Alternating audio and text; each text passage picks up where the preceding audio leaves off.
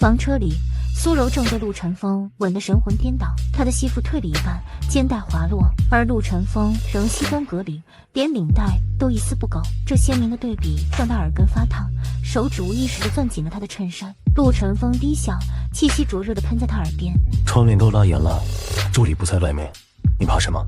他手指抚过他后背，正要深入这个吻，一阵突兀的手机震动声却打断了一切。陆晨风皱眉瞥向屏幕，看到来电显示后，却还是接了。苏柔轻轻喘着气，目光扫过屏幕，是他经纪人周驰。晨风，你真是……陆晨风淡淡打断，切换成流利的德语：“说德语，现在不方便。”电话那头顿了一下：“你真和宋雨宁签了婚约？你怎么想的？当初你拍戏受重伤，他在你最需要的时候接了好莱坞的戏，一走了之。现在回国第一个找的就是你，而你居然还答应。”苏柔的德语足以让他听懂每一个字，他身体微微僵住，像被冰水从头浇下。陆晨风却仿佛毫无察觉，只对着电话那头平静回应：“宋接了他联姻，对方风评很差，我不能看他跳进火坑。”那苏柔呢？你受伤复健这5年，是他放弃自己的戏，一路陪着你。组里谁看不出来他对你多认真？你现在跟我说你要和别人假结婚？陆晨风语气里透出不耐：“我会处理好的，他不会知道。”你打算瞒到什么时候？用一份假合同骗他？周驰，他声线沉了下去：“封锁消息，任何人都不准透露。过段时间，我会拟一份假的婚约协议给柔柔。”他没再等对方回应，就结束了通话。放下手机，他重新俯身想继续，苏柔却轻微的躲了一下。陆晨风没太在意，只当他害羞，指尖刚抚上他脸颊，特别提示音又响了，是宋雨宁的消息。他看了一眼，便起身整理西装。“柔柔，公司有急事，我得先走，你自己回去做，好吗？”他沉默地点点头，看着他匆匆下车。黑色的房车迅速驶离街角，消失不见。苏柔站在初亮的霓虹灯下，一动不动，眼泪无声地滑落。没人知道，为了离他更近一点，他偷偷学了德语，所以他刚才说的每一个字，他都听懂了。他想起第一次见到陆晨风的时候，那时他还不是影帝，只是个在片场角落反复练台词的新人演员，而他是个刚入行的替身演员。一场爆破戏意外失控，他推开他，自己却伤了脊椎，5年不能站立。他守了他5年，陪他做复健，陪他读剧本，陪他从低谷一点点爬回巅峰，替他联络国际诊疗团队，甚至为他学会了按摩理疗。所有人都不看好他，只有他信他一定能重返荧幕。他复出后接了第一部电影，就拿了奖。颁奖礼那晚，他紧紧握着他的手说：“柔柔，没有你，就没有今天的我。”可现在，他拿着影帝奖杯，不过3个月就悄悄和宋雨宁签了婚约。他母亲找过他几次，递支票，摆条件，明里暗里要他离开，他从来没动摇过。他信他，直到今天。苏柔缓缓擦干眼泪，从包里拿出手机，拨通了一个电话：“陆夫人，您上次说的合作我接受，我会离开。陆晨风永远消失。”苏柔挂断电话后，听筒那端传来陆夫人几乎克制不住喜悦的声音：“你总算清醒了，你一个替身演员，怎么配得上我儿子？你现在在哪？我让助理发定位给你，我们尽快见面，把合约签了。”看着对方秒速发来的地址，苏柔扯了扯嘴角，拦下一辆出租车。包间里，陆夫人问了很多问题，她都平静地一一作答。对方露出满意的神色，取出一份文件推过来：“条款清晰，落笔无悔，签完先打一半到你账户，另一半在你彻底离开后结清。你要保证从此不再出现在陈峰的世界里，懂吗？”苏柔目光扫过协议上高额的补偿金，眼睫低垂。他当然不会再出现。他拿起笔，没有丝毫犹豫，签下了名字。陆夫人仔细收好协议，起身最后交代：“我只给你2周时间，隐姓埋名也好，远走国外也罢，我要你彻底消失。”“我知道，陆夫人请放心。”送走对方，苏柔回到公寓。让陆晨风永远找不到他并不难。陆家背景特殊，直系亲属受出国限制，而他不受限，只要移民，他根本找不到他。他查了大半夜资料，最终决定前往新西兰。刚放下手机打算休息，屏幕却亮起。宋雨宁更新了朋友圈，9张图，前3张是他怀抱巨大玫瑰的自拍，中间3张是一份烫金的婚约协议，最后是3张十指相扣的特写。苏柔清楚，陆晨风既然要瞒，绝不会允许宋雨宁发这些，这条恐怕只对他一人可见。他面无表情，点了个赞。刚返回就收到陆晨风的消息，柔柔，星系提前围堵，这几天不回来了。他回了个好。第二天，苏柔一早就去办理移民手续。第三天，他选择了加急通道，工作人员承诺15日内办妥，他才稍稍安心。回程车上，他又刷到宋雨宁的新动态，这一次照片里露出了陆晨风的侧影，两人正在看房，最终选定了一套山顶别墅，像昨天一样点下红心。第三天，苏柔去剧组提交了辞呈，抱着纸箱回家，朋友圈提示再次亮起。宋雨宁试穿了婚纱，无名指上的钻戒耀眼夺目，她继续点赞，然后把自己埋进被子。第4天醒来，宋雨宁更新了婚房布置，墙上挂着两人为杂志拍摄的合照，精心裱框。苏柔凝视片刻，依旧点赞，随后出门与好友聚餐告别。傍晚，她拖着几个大号垃圾袋回来，将陆晨风送的所有礼物、情侣款物品、所有合影悉数清空。忙完已是深夜，他正打算休息，陆晨风却突然回来了。他看着空荡不少的客厅，眉头微蹙，东西怎么少了这么多？不喜欢了就清理了，以后再买新的。陆晨风点了点头，脱下外套扔在沙发上，视线却被角落的纸箱吸引。你辞职了？顿了顿，他又看向茶几，户口本怎么拿出来了？太累，想休息一阵，户口本办点手续。苏柔语气平静，将东西收进包内。陆晨风不疑有他，将他揽进怀里，声音温柔：这几天冷落你了，明天是你生日，我带你去珠宝晚宴，给你挑几件礼物。苏柔没有拒绝。次日，两人刚在宴会厅落座，苏柔就看见了宋雨宁，她径直走来，坐在了陆晨风邻座。整晚，陆晨风都侧头同苏柔说话，未曾瞥去一眼。宴会结束，他立刻带着她离开。临走前，苏柔去了一趟洗手间，出来时却看见宋雨宁被几个小报记者堵在走廊角落。哟，这不是宋大影后吗？当年甩了陆晨风去国外发展，现在混不下去了又回来。听说你家里逼你嫁人救急，我看你还不错，跟我们报点录影帝的料，价钱好说。话音未落，便被一声冷喝打断。陆晨风去而复返，面色沉郁，一把推开那几人，将宋雨宁护在了身后。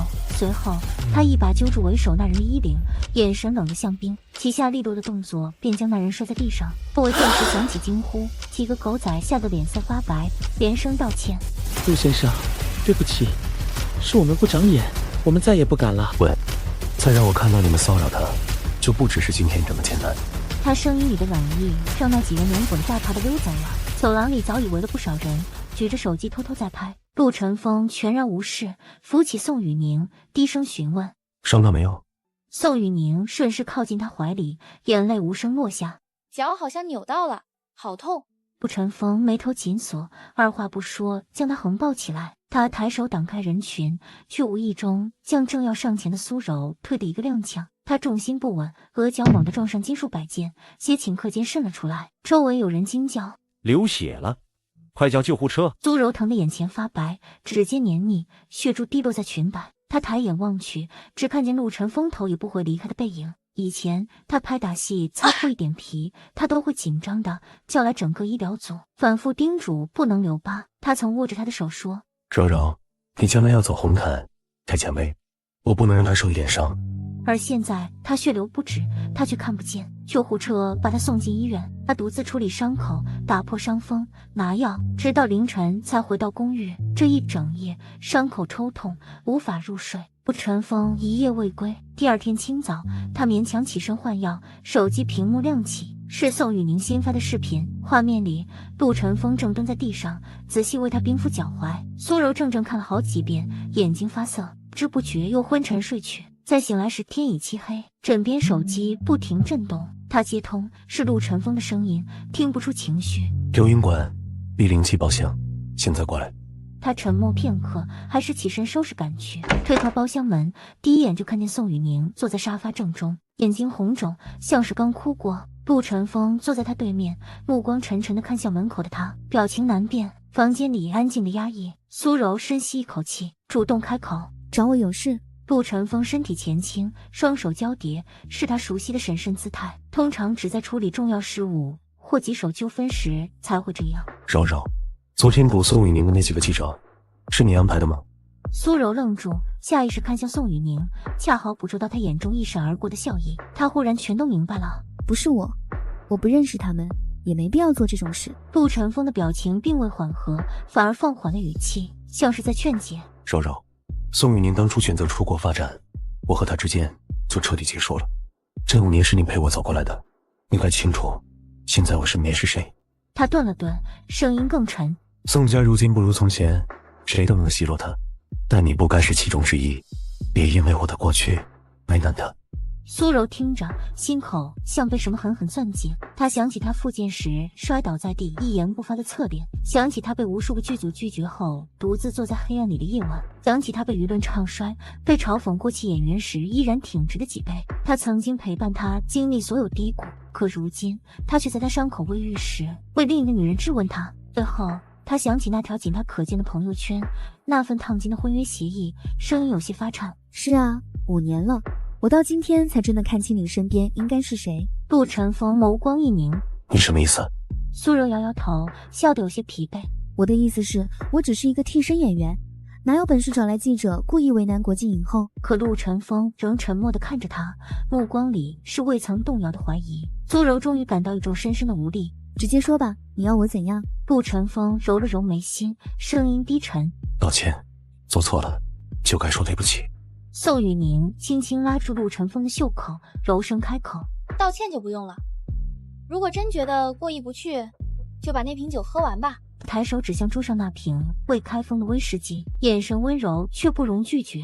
桌上摆满了琥珀色的烈酒。苏柔抬起视线望向陆晨风，想从他脸上找到一丝信任或阻止的痕迹，但灯光昏沉，他的神情隐在阴影里，看不真切。一片寂静中，苏柔只觉得胸口发闷，她急促地呼吸着，忽然想起很久以前的事。她刚受伤被迫吸引时，也曾一度消沉，靠酒精麻痹自己。她担心他刚受创的身体和嗓子，总是劝他少喝。有一次他醉了，冷笑着把几瓶酒推到他面前。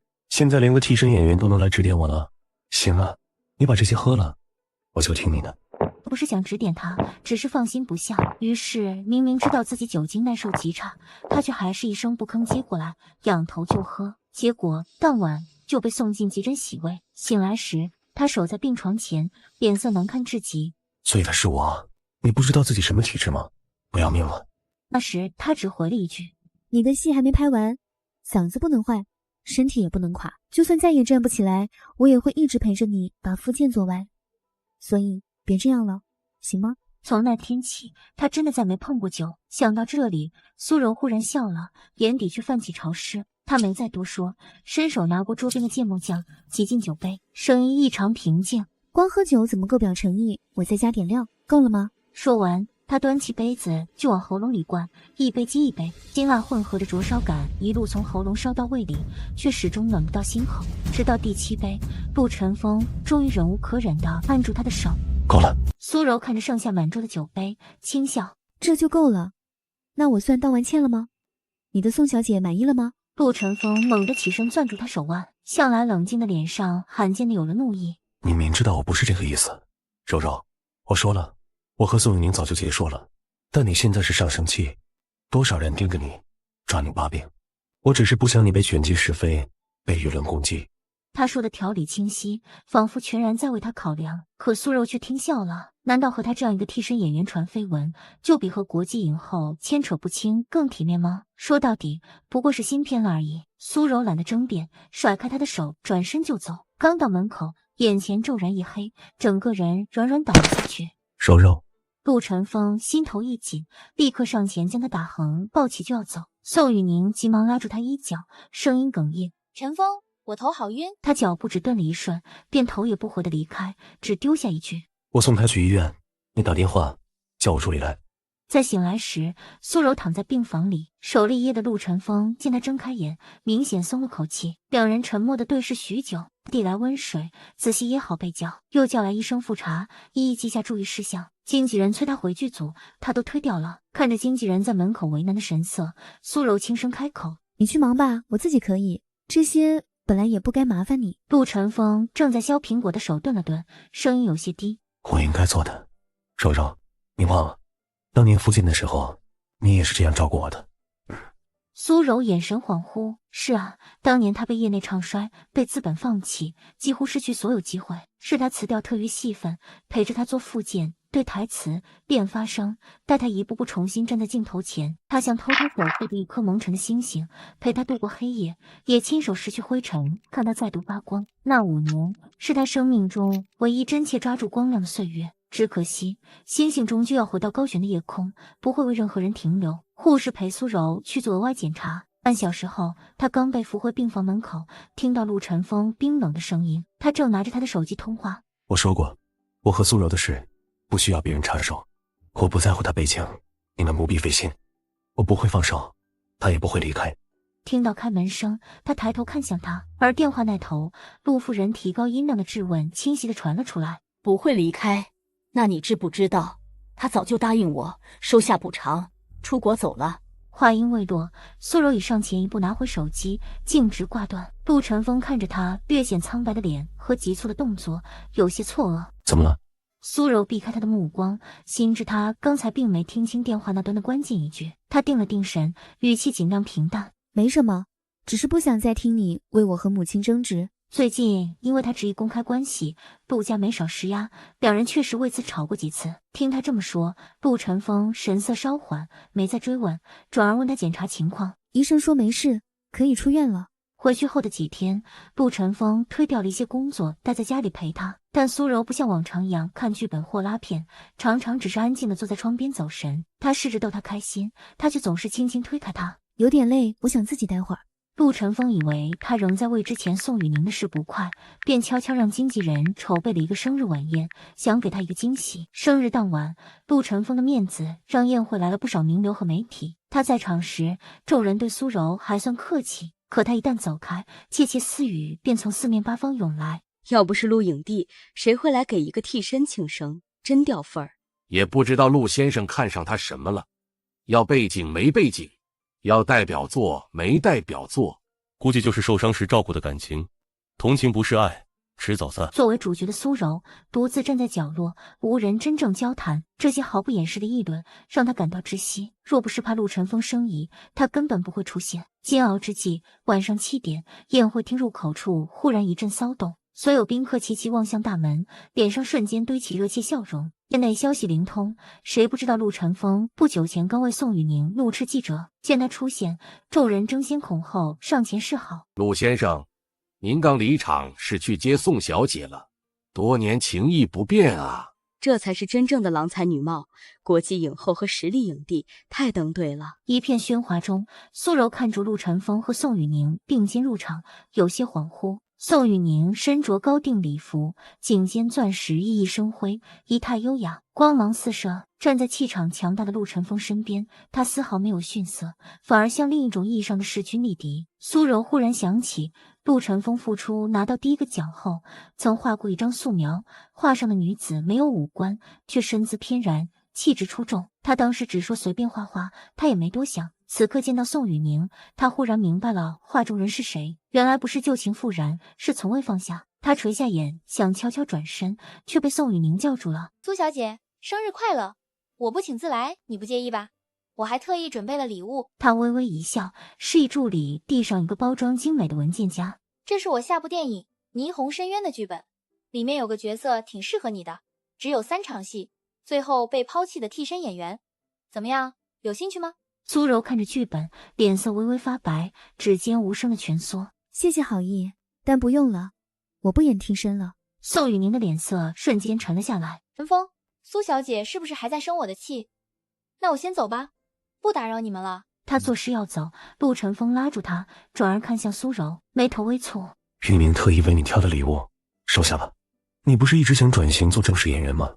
他眼里的不赞同让苏柔指尖发冷。苏柔看向陆晨风的经纪人，陈经纪，我手不太方便，麻烦你帮我保管一下。四周顿时响起细碎的嗤笑声，说他不识抬举，给脸不要脸。陆晨风以为他是在故意让宋雨宁难堪，脸色微沉，带着宋雨宁走向主宾席。场子很快空了，只剩苏柔一人。他端起一杯冰水慢慢喝下，压住喉咙口的涩意。他不是不想演戏，他比谁都渴望一个好角色。但霓虹深渊这个项目他早就听说过，大制作，但导演以苛刻和羞辱演员闻名，尤其是对没背景的新人。宋雨宁给的所谓角色是一个彻头彻尾的讽刺，演了只会成为圈内笑柄。他腿上仿佛还残留着5年前的隐痛。那时陆晨风复健受挫，情绪失控，摔倒在暴雨夜里。他冒着大雨跑出去找人帮忙，在黑巷里被野狗追咬，小腿上至今还留着疤。为了不让他愧疚，他从未提起。场上的人最会察言观色，见陆晨风态度冷淡，众人更明目张胆地忽视苏柔。切蛋糕环节，众人甚至簇拥着宋雨宁走到中间，仿佛他才是主角。陆晨风似乎觉得过意不去，这才招手让苏柔过来。来吹蜡烛。默默走过去，刚闭上眼，就听见宋雨宁惊讶的声音：“你这生日和霓虹深渊里那个替身的忌日是同一天呢，这莫非是什么特别的缘分？”他的话语像冰冷的锁链。苏柔被他半推着回到蛋糕前，苏柔睁开眼，看向宋雨宁，眼中毫不掩饰的恶意。他深吸一口气，声音冷清：“既然这么有缘，不如宋小姐替我许愿吧，我就不参与了。”他转身欲走，陆晨风额角青筋跳了跳，一把拉住他手腕，压低声音：“苏柔，这是你的生日宴，来的都是媒体和投资人，你现在甩脸走人，明天会上什么头条？我的面子往哪儿放？你还想不想在这圈子里做？”他的话语像冰冷的锁链。苏柔被他半推着，四周响起敷衍的生日歌，他却只觉得浑身僵硬，笑不出来。忽然，不知谁将那份霓虹深渊剧本塞进他怀里，他下意识想推开，动作间却撞翻了旁边装饰用的金属灯架，高高的支架连同上面的聚光灯猛地摇晃起来，直直朝着他和宋雨宁的方向砸落。现场惊叫四起，苏柔只看见刺眼的灯光在眼前放大，紧接着是沉重的撞击声和玻璃碎裂的脆响。他眼睁睁看着陆晨风第一时间将宋雨宁护在怀里迅速退开，而他自己却被碎片划破了肩膀和手臂，温热的血瞬间渗了出来，在浅色的礼服上晕开刺目的红。他疼得倒抽一口冷气，跌坐在地。陆晨风闻声回头，看见他流血了，脚步一顿，刚想过来，旁边的宋雨宁却软软靠在他身上低吟：“晨风，我脚好像扭到了，好疼。”看着他微微发红的脚踝，再看向不远处正被工作人员扶起的苏柔，陆晨风犹豫片刻，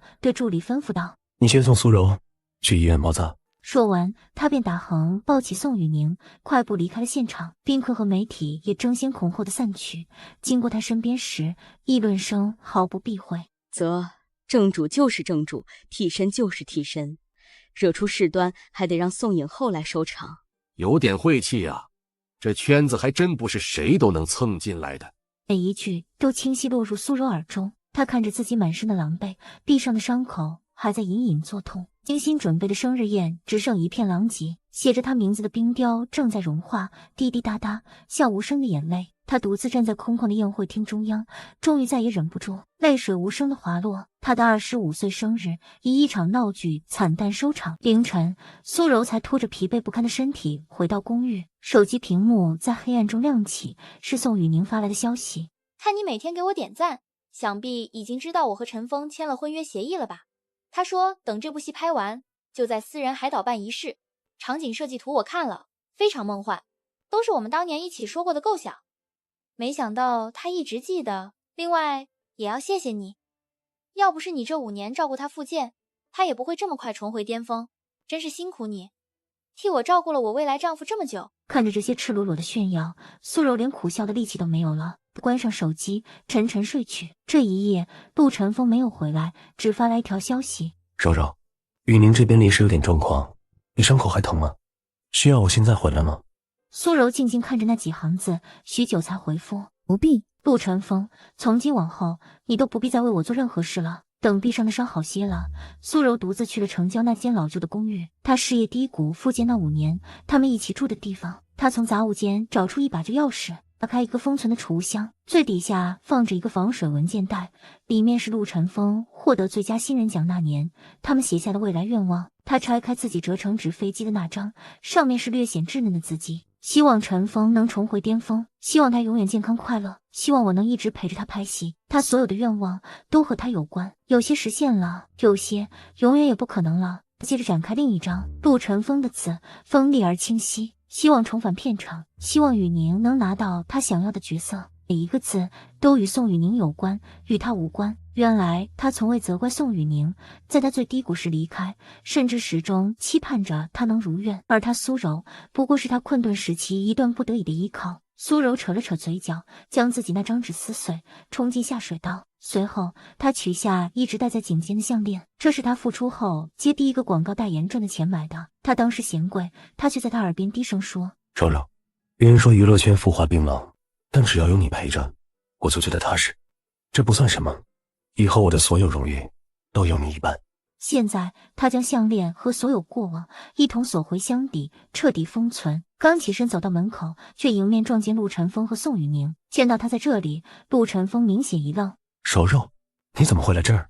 苏柔没回答，只反问：你们呢？没等陆晨风开口，宋雨宁便笑着挽住苏柔：我想找陈峰以前拿奖的那部电影剧本手稿，他说可能放在这里了。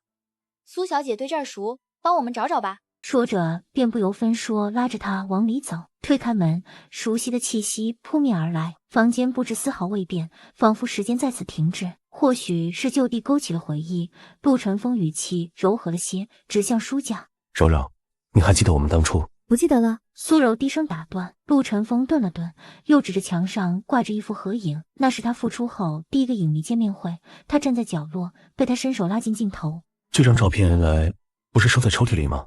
苏柔没有看那张照片，语气平淡：你那时候太忙了，很多记忆都是碎的、乱的。就像他误以为他爱他，其实他对他不过是困境中的一种依赖。在他看不见未来时，他是唯一能抓住的浮木。而当他重回聚光灯下，能选择太多，他自然就成了无关紧要的过往。而他竟以为共患难的情谊足以抵御一切，终究是镜花水月，大梦一场。见苏柔神色疏离，陆晨风胸口莫名发闷，还想问什么，他却转身走向阳台。你们要的剧本手稿在书房左边第2个抽屉，自己去找吧。听着脚步声远去，苏柔靠在这躺椅上，闭上眼。不久，原本晴朗的天空忽然阴沉，下起雨来。他起身回到客厅，却听见书房传来隐约的对白声，是电影台词。他不由自主循声走去，停在虚掩的门外。透过门缝，他看见电视屏幕上正播放着陆晨风和宋雨宁多年前合作的那部经典爱情片。两人坐在沙发上，肩靠着肩，屏幕光影在他们脸上流转。纵隔多年，那种默契依然肉眼可见。而他看向屏幕上宋雨宁的眼神，依旧带着未曾掩饰的欣赏。原来他从未停止爱她，即使他曾离开，即使他身边有过别人。是啊，他们是星光熠的影帝影后，而他只是个幕后替身。凭什么以为自己能走入他的世界？凭什么以为能拥有不属于自己的人？如果时间能倒流，他不会在他受伤时毫不犹豫留下，不会陪他一遍遍练习台词到深夜，更不会在他拿到奖杯那晚，因为他一句柔柔别离开而心动。影片接近尾声，雨声渐大，屏幕上男女主角在雨中拥吻，而沙发上的宋雨宁也轻轻握住了陆晨风的手。陈峰，我知道你心里还有我。苏柔再也看不下去，转身冲入雨幕，雨水冰冷，彻底淋湿了她的衣衫和头发。她漫无目的的走着，觉得自己像片场被遗弃的道具，又像杀青后无人记得的配角，没有根，也没有方向，连眼泪流下也混在雨里，看不见痕迹。回到公寓，苏柔拿出早已准备好的行李箱，开始收拾最后几件物品。忙到凌晨，陆晨风依旧没有回来，他不再在意了。第二天，他去了签证中心，取回了办好的所有文件。第3天，回程路上，他订了最近一班飞往奥克兰的机票。车在公寓楼下停稳，他一眼看到了那辆熟悉的黑色保姆车，不由加快了脚步。推开门，就见陆晨风正站在他的行李箱旁，手指搭在拉链上，似乎正要打开。情急之下，他脱口而出：你不是在陪宋小姐对戏吗？怎么回来了？陆晨风整个人顿住了，他缓缓转过身，抬眼时眸中竟带着一丝薄怒。柔柔，你又在乱想什么？我和宋雨宁只是工作关系，我早就告诉过你。只是工作关系，那份签好的婚约协议又算什么？苏柔几乎要笑出眼泪，却终究没有戳破。是我想多了。见他神色如常，陆晨风语气缓和下来。今晚院内有个重要颁奖晚宴，我跟我妈谈过了，她同意你作为我的女伴出席。苏柔怔住，那个一直明确表示她不配站在儿子身边的陆夫人，竟然同意了。陆晨风揉了揉她的头发，递来一张卡。柔柔，相信我，总有一天所有人都会接受我们。我有点累，想睡会儿，让造型师陪你去选礼服好吗？苏柔盯着那张卡看了片刻，终于接过来。你休息吧，我自己可以。顾晨风按了按太阳穴，点头躺上了床。苏柔将刚取回的证件小心收进随身包里。顾晨风似乎真的累了，很快沉沉睡去。望着他熟睡中依旧俊朗的侧脸，苏柔有些出神。他最后一次伸出手，指尖轻轻拂过他的眉骨、鼻梁，梦里察觉到触碰，他无意识地握住他的手腕，低声一语：玉宁，别闹。苏柔的手指僵在半空，随即无声地笑了笑，缓缓抽回手。他拉起行李箱，转身下楼。公寓里很安静，助理和保姆都不在，无人知晓他的离开。去机场的路上，拉黑删除了陆晨风所有的联系方式，然后注销了各个社交平台账号。繁忙的国际航站楼里，他看着航班信息屏，拨出了最后一个电话。陆夫人，我已在机场即将登机。电话那端的陆夫人语气难言满意。很好，只要你不出现在今晚的颁奖礼，尾款会准时到账。那么，再见了。听着登机广播的催促，苏柔轻轻摇头，不是再也不见。她挂断电话，将手机丢进垃圾桶，径直走向登机口，步伐坚定，未曾回头。顾晨风这一觉睡得极不安稳，他梦回受伤后最黑暗的那段时期，片场试镜一次次被拒，整个世界只剩下复健时的消毒水味和无尽的挫败。可这一次，梦里始终没有那个默默陪在他身边，一遍遍陪他对词的身影。他无意识的呢喃，眉头紧锁，深陷梦魇。梦中，他四处摸索，嘶声呼喊那个本该在身边的人，回应他的却只有一片虚无的寂静。巨大的恐慌攫住心脏，他猛地睁开眼，额上沁出冷汗。遮光帘将卧室捂得严实，一片漆黑，心脏狂跳，一时分不清梦境与现实。柔柔，房间里无人应答。柔柔，他踉跄着翻身下床，跌撞着拍开灯，灯光倾泻而下，照亮了空荡的房间。梦魇的余悸逐渐褪去，他揉了揉眉心，看着空无一人的身旁，一时有些怔忪。苏柔呢？刚平复的心跳再次失控，他猛地推开卧室门。公寓里异常安静，只有助理在客厅整理文件。苏柔呢？他几乎是急切地问。苏小姐，我们没看见她不是和您在房间休息吗？陆晨风还想追问，手机却响起特别提示音，宋雨宁的消息。他下意识点开语音，传来他带着哭腔的声音：陈峰，我公寓的电路好像跳闸了，现在全黑了，我好怕，你能过来帮我看看吗？陆晨风皱起眉，正想拒绝，下一条语音又跳了出来：我知道你今晚要带苏小姐去颁奖礼，可我真的很怕黑，如果修不好的话。后面的话被低低的啜泣声取代。苏柔回来，立刻通知我。扔下这句话，他回房换了衣服，抓起车钥匙出门。到达宋雨宁的高级公寓时，门虚掩着。他推开门，看见宋雨宁斜靠在沙发上，只穿着一件轻薄的丝质长袍，肩带滑落一半。听到动静，他慵懒地睁开眼，仿佛刚被惊醒。陈峰，你来了。他欣喜地起身，小跑着扑进他怀里，温软的身体紧紧贴着他。怎么穿这么少？他习惯性地接住他，任由他把脸埋在自己胸前。我一个人好害怕，如果你不来，我真不知道该怎么办。他声音委屈，他几乎下意识接话：那你晚上跟我一起去颁奖礼吧。话说出口的瞬间，他就后悔了，正想找补，怀里的人已经抬起头，眼眶微红地望着他。真的吗，陈峰？刹那间，所有拒绝的话语都哽在喉咙里。可看着他眉宇间的为难，宋雨宁的眼泪瞬间涌了出来。陈峰，是不是让你很为难？没关系的，如果让你难做，我就不去了。他以为这样示弱，他一定会欣然妥协。陆晨风却像是松了口气，轻轻拍了拍他的肩。今天场合确实不太合适，你还是别去了。宋雨宁难以置信地睁大眼睛，眼中闪过一丝怨毒，但很快又化作渲然欲泣的模样。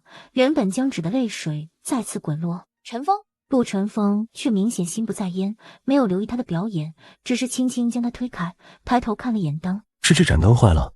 见他完全不按预期回应，宋雨宁咬唇，委屈的应了一声，赌气坐回沙发，不再看他。而陆晨风的心思早已不在这里，那个不祥的梦境反复浮现，心底的不安越来越浓，几乎让他窒息。察觉到他的反常，宋雨宁还是凑上前，拉住他的衣袖，哽咽道：陈峰，你怎么了？陆晨风这才回神，剧烈的心跳让他额角渗出冷汗。他甩开他的手，皱眉拿出手机，想要打电话给苏柔。奇怪的是，电话始终无法接通，忙音让他越发焦躁。雨宁，我有急事得先走，我会叫助理来找人修灯。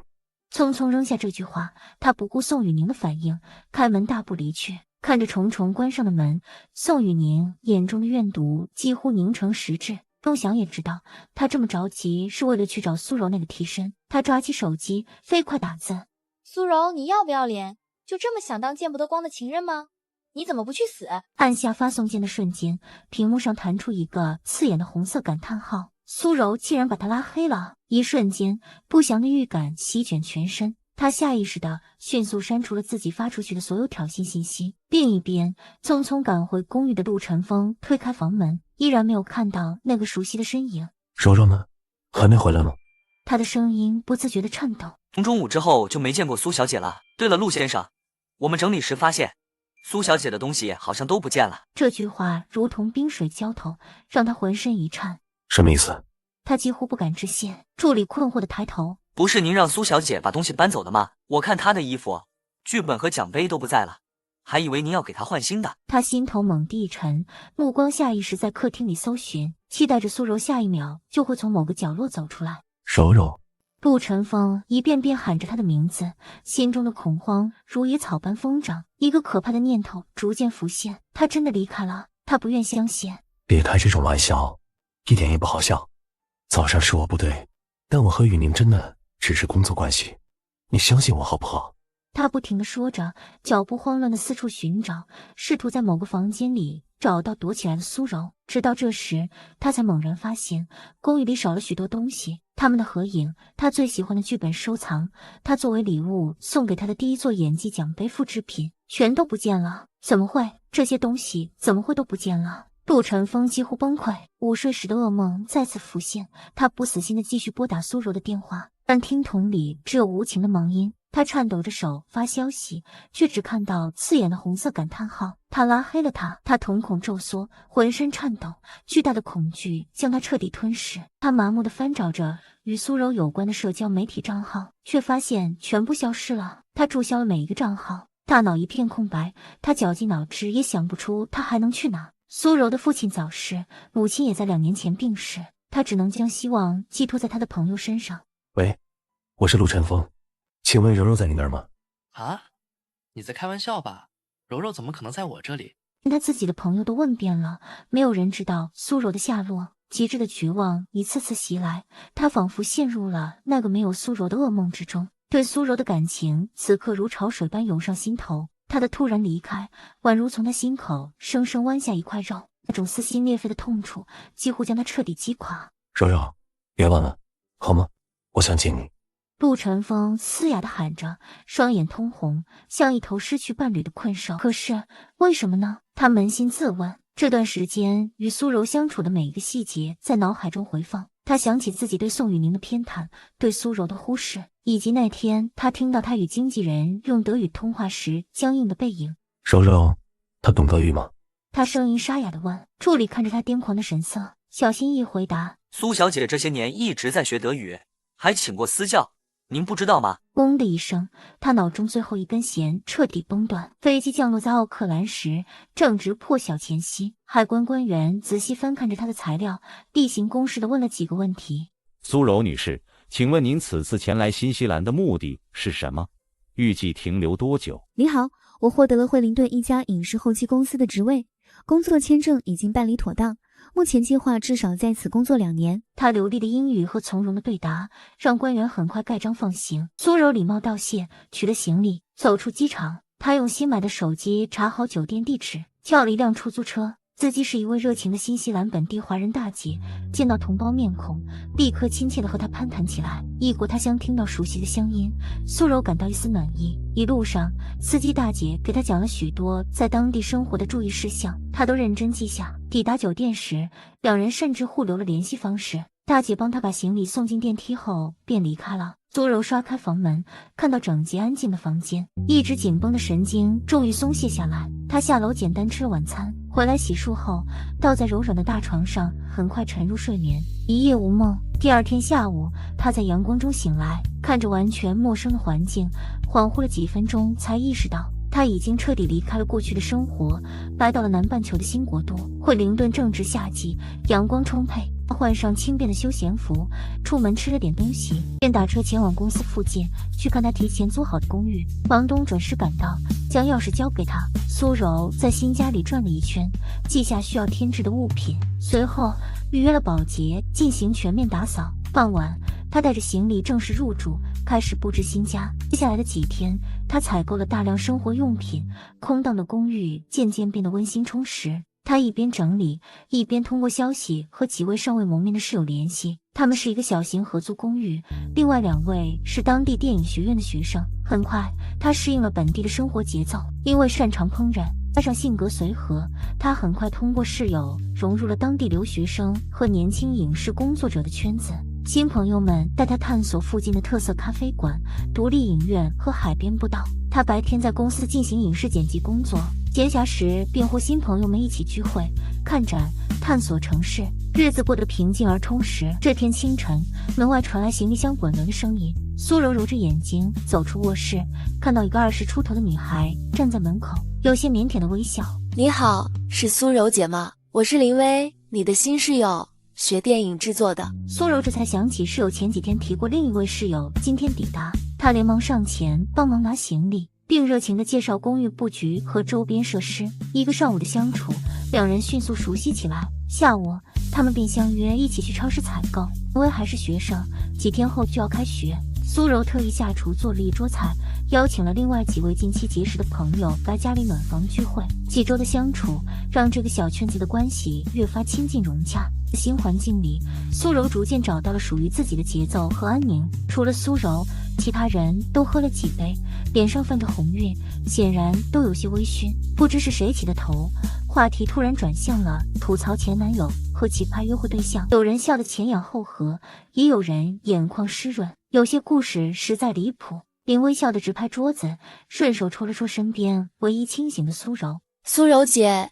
你呢？你以前谈过恋爱吗？有没有什么奇葩故事？苏柔愣了一下，脑海中闪过许多画面。奇怪的是，她并没有感到难过，只是看着眼前这些比她小几岁、大多还是学生的姑娘，一时不知该如何开口。气氛短暂的沉默下来，林薇立刻意识到自己可能问错了话，赶紧笑着岔开话题，没让苏柔为难。等所有人都离开后，林薇酒醒了一些，凑过来小声道歉：“对不起啊，苏柔姐，我刚才喝多了，说话没过脑子。”苏柔自然不会放在心上，笑着揉了揉她的头发，劝她早点休息。等房间收拾干净，苏柔洗漱完毕，躺在床上，打开了来新西兰前新注册的微信。这个账号她只告诉了一个国内最好的朋友。看到屏幕上几十条未读消息和不断增加的红色提示，苏柔有些惊讶地点开。陆晨风是不是疯了？之前不是和他的白月光影后恩爱秀不停吗？你一走，他倒像突然醒悟了一样，到处打听你去哪儿了，笑死！真以为自己是什么深情人设，隔3差5就来问我有没有你的消息。不过放心，我一个字都没说。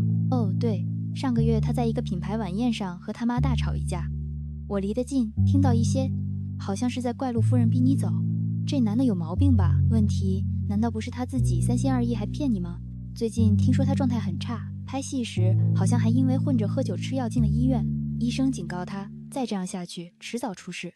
要我说，真是活该。后面还有许多吐槽陆晨风的话。再次看到这么多关于他的消息，苏柔内心竟毫无波澜，甚至觉得那些事仿佛发生在上辈子。他拉开窗帘，窗外阳光灿烂，天空湛蓝如洗，温暖的日光驱散了身上最后一丝寒意。苏柔姐，我去学校啦。门外传来林薇充满活力的声音。苏柔笑起来，朝门外回了句。苏柔拿起手机，语气释然而轻松，发消息：以后关于陆晨风的消息不用再告诉我了。心头那点残存的不真实感终于彻底消散。陆晨风再次醒来时，眼前一片刺目的白，浓重消毒水味充斥鼻腔，头痛欲裂，胃里灼烧般难受。他茫然环顾四周，模糊的景象逐渐清晰。陆夫人眼眶通红，又是心疼又是气愤。为了一个替身演员把自己搞成这副样子，你到底图什么？以你现在的地位，要什么样的女人没有？几个平时一起玩的富二代朋友也围在旁边劝着。我都走1个多月了，一点消息都没有，明显是铁了心要断。陈峰，算了吧。这些话，陆晨风这1个月已经听了太多。他从未听进去，此刻也只是麻木的别开脸。他双眼通红，目光涣散，紧抿的嘴唇和下巴上新生的胡茬让他看起来格外憔悴。陆夫人见他这副油盐不进的样子，摔门而去。房间里顿时一片死寂，几个朋友交换了眼色，硬着头皮再度开口：其实以你现在的流量和资源，多少女明星想贴上来，真没必要为一个苏柔这样。你得让她知道，没了她，你过得更好，到时候她后悔都来不及。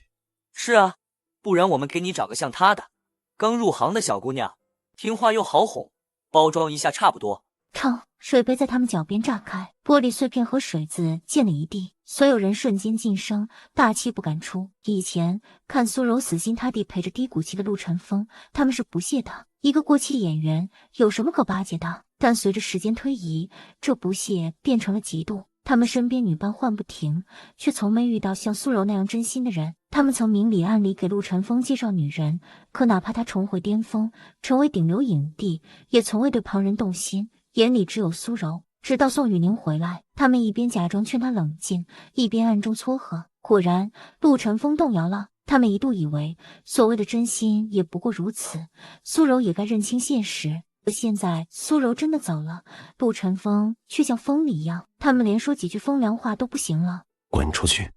以后谁再敢议论他一句，别怪我翻脸不认人。